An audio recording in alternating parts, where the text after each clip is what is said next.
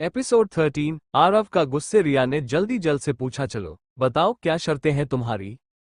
तुम्हें बहुत जल्दी है शर्तें सुनने की। रिया गुस्से में विक्रम की तरफ देखने लगती है और उससे कहती है, तुम मुझे बताते हो या नहीं। विक्रम, ठीक है बेबी बताता हूँ। Don't ENGRY।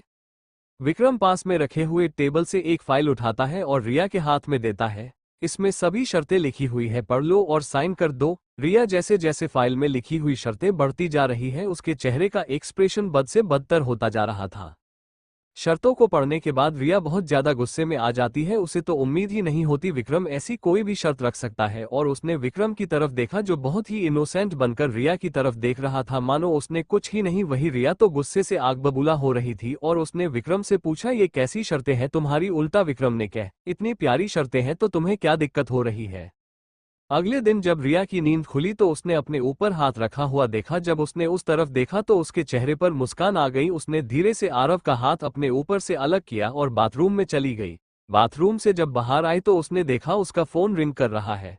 उसने फोन उठाया। फोन उसकी मां पल्लवी कपूर का था।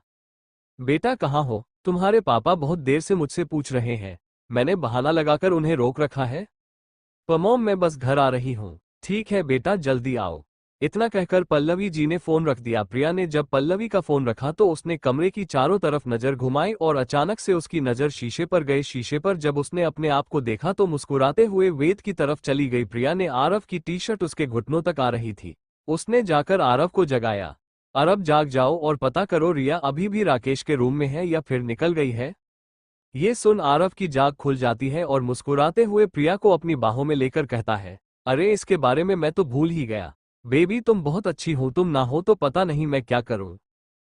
ठीक है अब जाओ जल्दी से जाओ, जाकर पहले देखो वो काम पूरा हुआ या नहीं। आरव ने जल्दी से अपने दूसरे कपड़े पहने और रूम से बाहर चला गया और सीधे रूम नंबर 109 जहां राकेश जी गुस्से से पागल हो रहे थे। आरव क्या मजाक है, तुमने मुझसे 1 करोड़ का चेक ले लिया और वो लड़की थी वो भी वहां से भाग गई।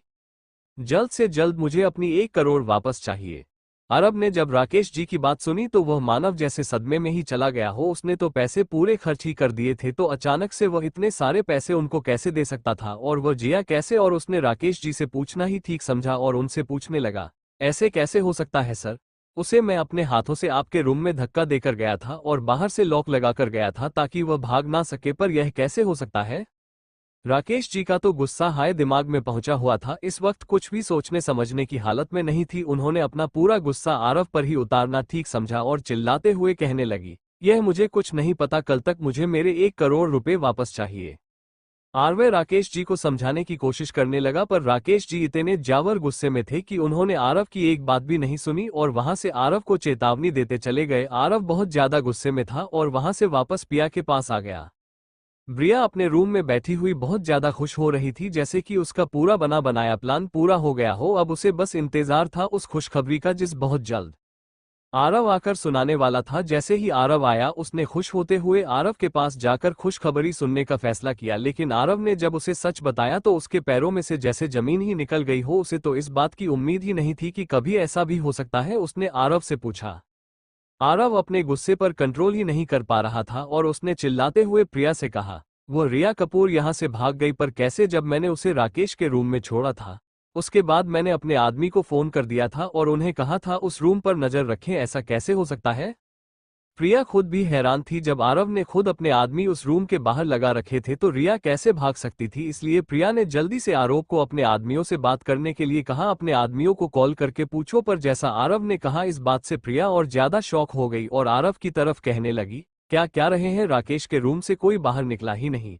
अबे राकेश मुझसे करोड़ मांग रहा है, क्या करूंगा मैं, कैसे दूंगा। अरब ने कहा। अरब की बात सुनकर अचानक से प्रिया के दिमाग में एक आइडिया आया और उसने भारत से उस आइडिया को डिस्कस करते हुए पूछा, आरव तुमने मुझे एक बात बताई थी कि रिया ने तुम्हें 50 लाख रुपए दिए हुए हैं जिसका इस्तेमाल अभी तक तुमने नहीं किया, क्यों ना आप उसका इस्तेमाल कर लो, बाकी के 50,000,000,000 मैं पापा से कहकर तुम्हें दिलवा दूंगी। और वैसे भी हमारी कंपनी तो अच्छी चल ही रही है ना, रिया जाएगी कहाँ वापस, उसे वही आना है।